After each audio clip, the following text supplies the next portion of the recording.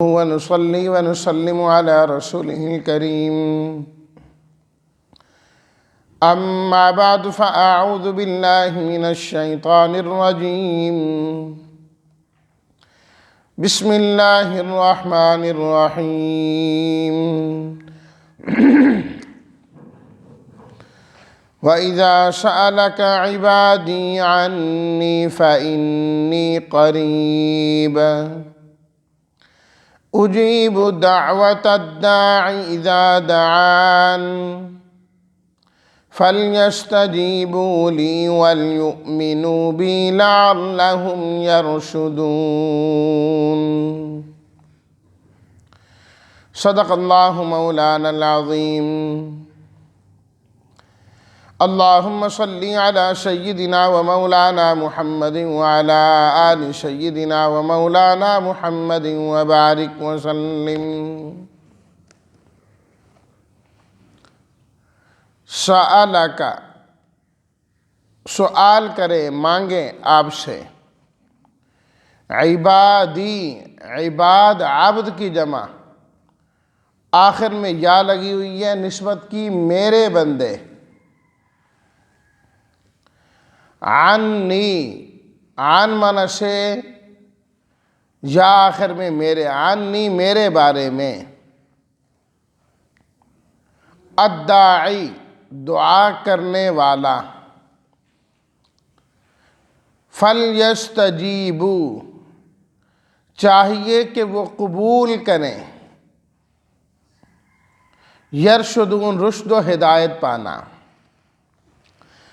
ترجمہ اور جب آپ سے سوال کریں میرے بندے میرے بارے میں تو بے شک میں قریب ہوں دعا کرنے والے کی دعا کو قبول کرتا ہوں جب وہ مجھے پکاریں بس چاہیے لوگوں کو کہ وہ میرے احکام کو قبول کریں اور مجھ پر ہی یقین رکھیں تاکہ وہ ہدایت پالیں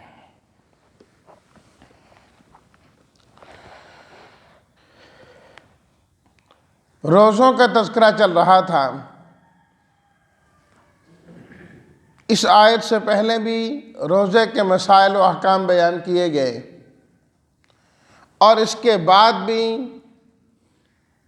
اسی کے متعلق احکامات آ رہے ہیں یہ درمیان میں اللہ تعالیٰ نے دعا کا ذکر فرمایا دعا کا ذکر فرمایا ایک تو اس لیے کہ روزہ عبادت ہے اور دعا بھی عبادت ہے بلکہ نبی کریم صلی اللہ علیہ وسلم نے فرمایا کہ الدعاء مخ العبادہ دعا تو عبادت کا مغز ہے عبادت کا مغز ہے اور دوسری بات یہ ہے کہ جب انسان کوئی نیک عمل کرتا ہے تو اس کے اختتام پر خاص طور پر اللہ تعالیٰ دعا قبول فرماتے ہیں دعا قبول فرمایا کرتے ہیں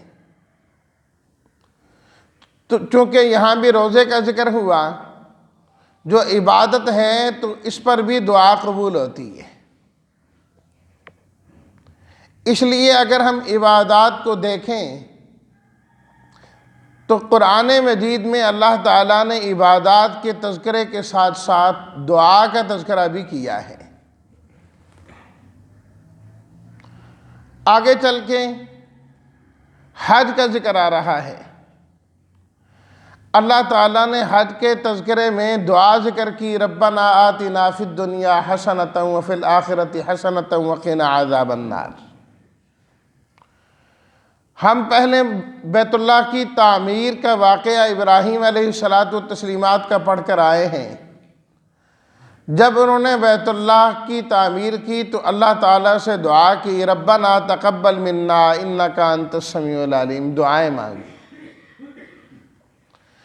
اسی طرح حدیث شریف میں آتا ہے کہ آپ علیہ الصلاۃ والتسلیمات سے پوچھا گیا کون سی دعا جلد قبول ہوتی ہے؟ تو آپ نے فرمایا فرض نماز کے بعد مانگی جانے والی دعا قبول ہوتی ہے۔ تو نیک اعمال کے بعد دعائیں قبول ہوتی ہیں، تو اس لیے روزہ بھی ایک بہت بڑا نیک عمل اور عبادت ہے، تو اللہ نے اس میں بھی دعا کا ذکر فرما دیا۔ اور پھر خاص طور پر جو روزے دار ہوتا ہے اللہ اس کی دعا کو قبول فرماتے ہیں، دعا کو قبول فرماتے ہیں۔ حضرت عبداللہ بن عمر رضی اللہ تعالی عنہما سے روایت ہے ابو داود طیالسی میں کہ آپ علیہ الصلاۃ والتسلیمات نے ارشاد فرمایا کہ جو روزہ دار ہے اللہ تعالیٰ افطار کے وقت اس کی دعا کو قبول فرما لیتے ہیں۔ اس لیے حضرت عبداللہ بن عمر رضی اللہ تعالی عنہما افطار کے وقت اپنے سب گھر والوں کو، بیوی بچوں کو جمع کر لیتے اور سب کو کہتے کہ دعا میں مشغول ہو جاؤ، یہ دعا کی قبولیت کا وقت ہے۔ اور اسی طرح سنتا تو اللہ ہر وقت ہے، اللہ دعا قبول بھی کرتے ہیں، لیکن بعض زمانے اور بعض جگہیں وہ خاص ہوتی ہیں، بعض زمانے خاص ہوتے ہیں اور بعض جگہیں خاص ہوتی ہیں، مقامات خاص ہوتے ہیں۔ منی، عرفات، مزدلفہ، بیت اللہ، یہ مقامات ہیں جہاں دعا قبول ہوتی ہے۔ اور بعض زمانے جو ہیں نا وہ قبولیت کے لیے خاص ہے۔ جمعہ کا دن ہے، فرمایا کہ جمعہ کے دن ایک گھڑی ایسی ہے اس وقت جو بھی بندہ اللہ سے دعا مانگے اللہ تعالیٰ اس کی دعا کو قبول فرما لیتے ہیں۔ اسی طرح ایک اور صحابی نے پوچھا آپ علیہ الصلاۃ والسلام سے دعا کی قبولیت کے بارے میں، تو آپ نے فرمایا فی جوف اللیل الآخر، رات کے آخری حصے میں جو دعا مانگی جاتی ہے وہ بڑی جلدی قبول ہوتی ہے۔ تو روزہ جب انسان رکھتا ہے تو یہ وقت بڑا خاص ہوتا ہے، انسان اس زمانے میں اللہ کے قریب ہوتا ہے، اس لیے اللہ سے جو مانگتا ہے اللہ اسے عطا فرما دیتے ہیں۔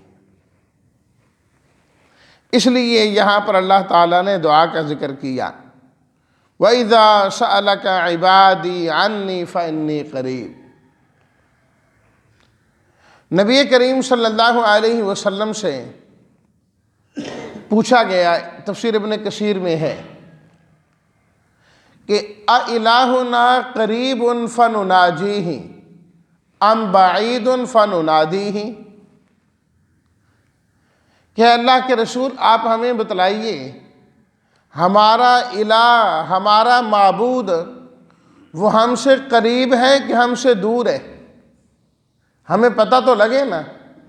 اگر اللہ ہمارے قریب ہے فَنُنَاجِيهِ تو ہم اسے آہستہ آہستہ بلائیں اور پکاریں، ام بعید یا وہ اللہ ہم سے دور ہے فَنُنَادِيهِ ہم ندا دیں، اونچا اونچا اسے پکاریں، جس طرح دور کوئی ہو تو اسے بلایا جاتا ہے۔ تو کس طرح ہم اپنے رب کو بلائیں، کس طرح ہم اپنے پروردگار کو جو ہے نا اپنی طرف متوجہ کریں اور دعاؤں میں یاد رکھیں؟ تو اللہ تعالیٰ نے یہ آیت نازل فرمائی، وَإِذَا سَأَلَكَ عِبَادِي عَنِّي فَإِنِّي قَرِيبٌ، جب میرے بندے آپ سے میرے بارے میں پوچھیں کہ میں قریب ہوں کہ میں بعید ہوں، دور ہوں، تو فرمایا فَإِنِّي قَرِيبٌ، تو آپ فرما دیجئے کہ میں بالکل قریب ہوں، میں قریب ہوں تمہارے۔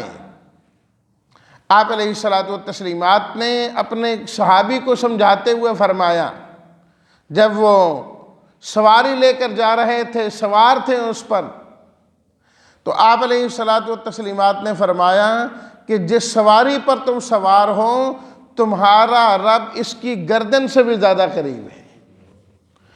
اور خود قرآن مجید میں اللہ تعالیٰ نے سورہ قاف میں فرمایا وَنَحْنُ أَقْرَبُ إِلَيْهِ مِنْ حَبْلِ الْوَرِيدِ، میں تو لوگوں کی شہرگ سے بھی زیادہ قریب ہوں۔ تو اس میں اشارہ کر دیا اس بات کی طرف کہ اللہ کو آہستہ آہستہ پکارنا چاہیے، آہستہ آہستہ پکارنا اعلیٰ ہے، بہتر ہے، اس میں قبولیت زیادہ ہے۔ حضرت حسن بصری رحمہ اللہ فرماتے ہیں وہ دعا جو اونچی مانگی جائے اس کی بنسبت اس دعا میں 40% زیادہ قبولیت کا احتمال ہوتا ہے جسے آہستہ مانگا جائے، آہستہ مانگا جائے۔ ادعوا ربکم تضرعا وخفیۃ، فرمایا کہ تم اپنے رب کو پکارا کرو گڑ گڑا کر اور آہستہ آہستہ، آہستہ آہستہ۔ اذ نادى ربہ نداء خفیا، حضرت زکریہ علیہ السلام نے اللہ کو پکارا آہستہ آہستہ، اور نبی کریم صلی اللہ علیہ وسلم کا ارشاد ہے، آپ علیہ الصلوۃ والسلام نے فرمایا خیر الدعاء الخفی وخیر الرزق ما یکفی، فرمایا بہترین دعا وہ ہیں جو آہستہ مانگی جائیں، آہستہ آواز میں مانگی جائیں، اور بہترین رزق وہ ہے جس سے جائز ضروریات پوری ہو جائے۔ فرمایا بہت بہتر رزق ہے، جس سے ضرورت نہ پوری ہو وہ بھی پریشان کن بات ہے، اور جو ضروریات سے بڑھ جائے تو خواہ مخواہ انسان کو سرکش بنا دیتا ہے، وہ بھی کہ سوچتا ہے کہ اب اس کو میں کدھر لگاؤں، کسی نہ کسی گناہ کی طرف ہی لگائے گا۔ وَخَيْرُ الرِّزْقِ مَا يَكْفِي، بہترین رزق وہ ہے بس جو کفایت کر جائے، جائز ضروریات اس سے پوری ہو جائے۔ نبی کریم صلی اللہ علیہ وسلم سفر پہ تشریف لے جا رہے تھے، صحابہ کرام آپ کے ساتھ تھے۔ دوران سفر جب صحابہ کرام اللہ کے ذکر میں مشغول تھے، اللہ کو یاد کر رہے تھے، ان کا سفر اسی طریقے سے ہوتا تھا کہ اللہ کو یاد کرتے جائیں، اللہ کو یاد کرتے جائیں۔ ہمارے ہاں تو آج کل اور طریقے آ گئے نا سفر کو آسان کے لیے، کہ موبائل کھول لو جی، گانے لگا لو جی، اب یہ کر لو جی، یا وہ کر لو۔ تو وہ لوگ اللہ کو یاد کرتے جاتے تھے، کرتے کرتے کرتے ان کی آوازیں بلند ہونا شروع ہو گئی، آواز ذرا بلند ہونا شروع ہو گئی۔ آپ علیہ الصلوۃ والسلام نے فرمایا اربعوا علی انفسکم، لوگو اپنے اوپر ترس کھاؤ، نرمی کرو، خواہ مخواہ اتنی اونچی اونچی آواز سے کیوں تم ذکر کر رہے ہو، تم کسی بہرے اور گنگے کو نہیں پکار رہے، تم اسے پکار رہے ہو جو تمہارے دل کے رازوں کو بھی جانتا ہے۔ تو فرمایا کیا ضرورت ہے اتنا اونچا اونچا، اس میں اخلاص زیادہ ہوتا ہے جب آہستہ آہستہ۔ اونچی ہے تو دوسرے بھی سن رہے ہیں، ایک نہ ایک دن شیطان دل میں ڈال دیتا ہے کہ یار یہ لوگ میرے سے متاثر ہوں۔ تو فَإِنِّي قَرِيبٌ، فرمایا میں قریب ہوں، اس لیے اونچی اونچی بلانے کی ضرورت نہیں، میں سب کی سنتا ہوں، سب کی سنتا ہوں۔ فرمایا کہ حدیث میں آتا ہے نا کہ اندھیری رات ہو، کالی چٹان ہو، سیاہ رنگ کی چیونٹی ہو، وہ اس چٹان پر چل رہی ہو، اس کے چلنے کی آواز کو بھی اللہ سنتے ہیں، اور اس کے دل میں کیا ہے اللہ اسے بھی جانتے ہیں۔ اللہ سے تو یہ بھی مخفی نہیں، اللہ سے تو یہ بھی مخفی نہیں، اس کے چلنے کی آہٹ کو بھی اللہ سنتے ہیں، اسے بھی سنتے ہیں اللہ۔ اجیب دعوت الداعی اذا دعان، فرمایا کہ دعا کرنے والے کی دعا کو میں قبول کرتا ہوں، اذا دعان، جب وہ مجھے پکارے۔ اللہ نے وعدہ کر لیا قبولیت کا، پکارنے والا مجھے پکارے، میں اس کی پکار کو قبول کروں گا، میں اس کی دعا کو سنوں گا۔ جس نے قبول کرنی ہے وہ خود ہی وعدہ کر لے تو بات ہی ختم ہو جائے۔ تو اب تو نہ درمیان میں سفارشیں تلاش کرنے کی ضرورت ہے، نہ ہیلے بہانے کرنے کی ضرورت ہے کہ میں بڑا گنہگار ہوں، میری نہیں سنتا، فلاں کی سنے گا، ساڑی سندا نہیں، انہاں دی موڑدا نہیں۔ فرمایا نہیں، اجیب دعوت الداعی اذا دعان، دعا کرنے والا دعا کرے گا، میں اس کی دعا کو قبول کروں گا۔ اور حدیث میں ہے کہ اللہ تعالیٰ خوش ہوتے ہیں بندے سے جب بندہ اللہ سے مانگتا ہے، تو بندوں سے تو کیا ہے نا، جو کسی سے مانگتا ہے بندہ ناراض ہوتا ہے، ناراض ہوتا ہے، کتنا قریبی کیوں نہ ہو۔ جس دن اس نے مانگ لیا نا، بس دل میں تھوڑی سی کدورت پیدا ہو جاتی ہے، یار اس نے پیسے مانگے، چاہے اس نے ادھاری مانگے ہوں، دل میں ضرور آ جاتا ہے، بندہ ناخوش ہوتا ہے۔ بندے سے مانگنے والا بندہ 1 مرتبہ دے گا، 2 مرتبہ دے گا، 3 مرتبہ دے گا، اس کے بعد ختم۔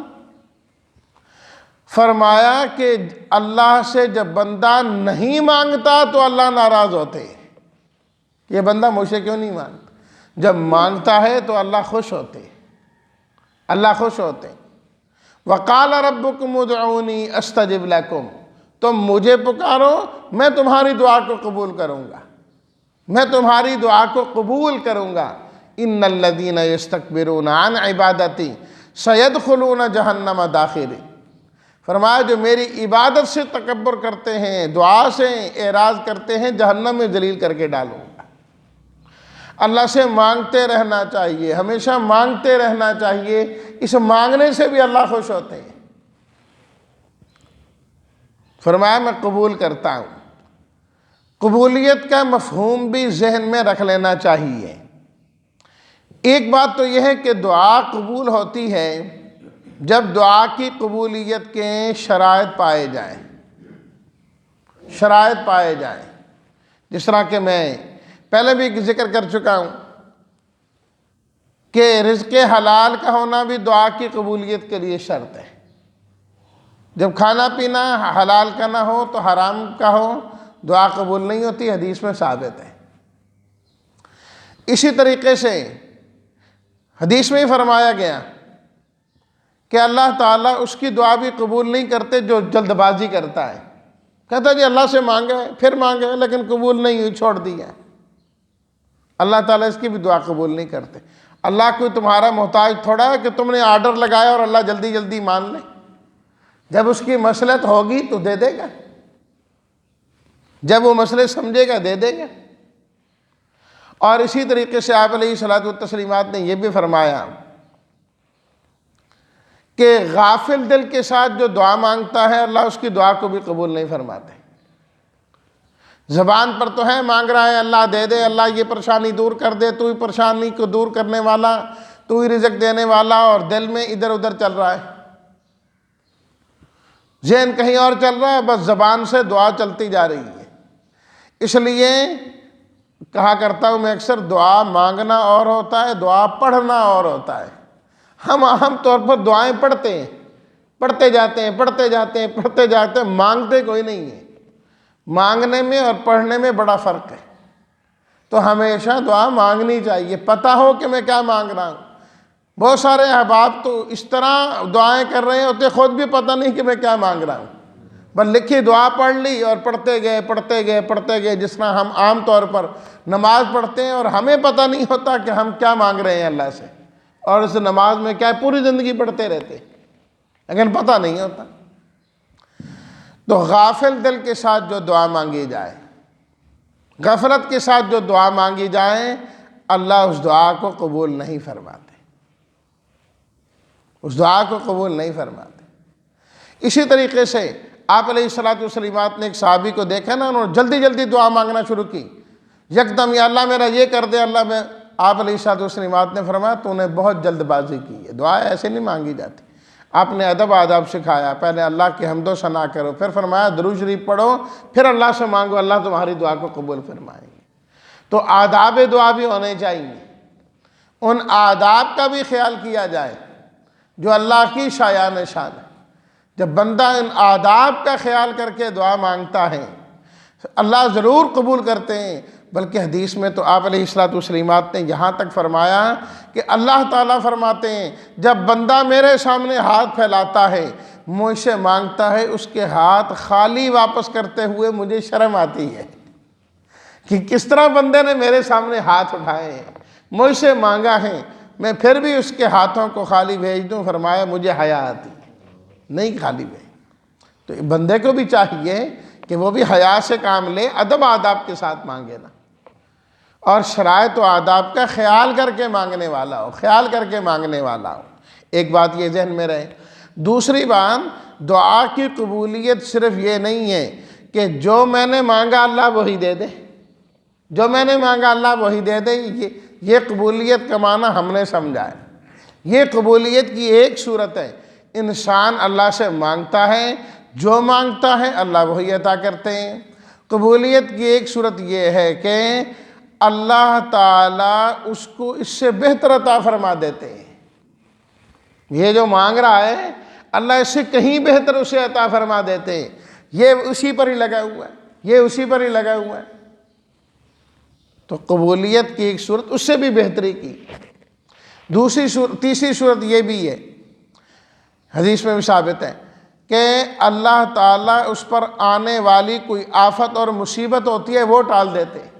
وہ مانگ رہا ہے کہ اللہ میرا یہ کام کر دے، اور اللہ کی طرف سے اس پر کوئی آفت آ رہی ہے، یہ تو بالکل ہی رہ جاتا، اللہ اس دعا کی برکت سے وہ آنے والی آفت اور مصیبت ختم کر دیتے ہیں۔ دعا کی قبولیت کی ایک صورت یہ بھی ہے کہ اللہ تعالیٰ اس کی دعا کو ذخیرہ آخرت کر دیتے ہیں، اپنے ہاں جمع کر لیتے ہیں۔ جو یہ مانگ رہا ہے اللہ قیامت کے دن اس کا ثمرہ اسے عطا فرما دیں گے۔ اور حدیث میں آتا ہے جب اللہ تعالیٰ وہاں پر فرمائیں گے بندے تو نے مجھ سے فلاں چیز مانگی تھی، ہاں وہ قبول نہیں ہوئی، نہیں چلو آج اس کی جگہ یہ دے دیتے ہیں، آج اس کی جگہ یہ دے دیتے ہیں، تو بندہ تمنا کرے گا کاش دنیا میں میری کوئی دعا بھی قبول نہ ہوتی، سب آج یہی مل جاتا۔ تو اجیب دعوت الداعی اذا دعان، یہ قبولیت کی کچھ شرائط بھی ہیں اور قبولیت کی صورتیں بھی ہیں۔ فَلْيَسْتَجِيبُوا لِي، فرمائے لوگو جب میں تمہاری دعا کو قبول کرتا ہوں، تمہاری ضروریات کو پورا کرتا ہوں، تو اب تمہیں چاہیے تم بھی میرے حکم کو قبول کرنے والے بنو، مانو میرے احکامات کو، تعمیل کرو۔ وَلْيُؤْمِنُوا بِي، اور میری ذات پر تم یقین رکھو۔ یقین رکھو یہاں ایمان یقین کے معنی میں، ہمیشہ یقین صرف اللہ پر ہی رکھنا ہے۔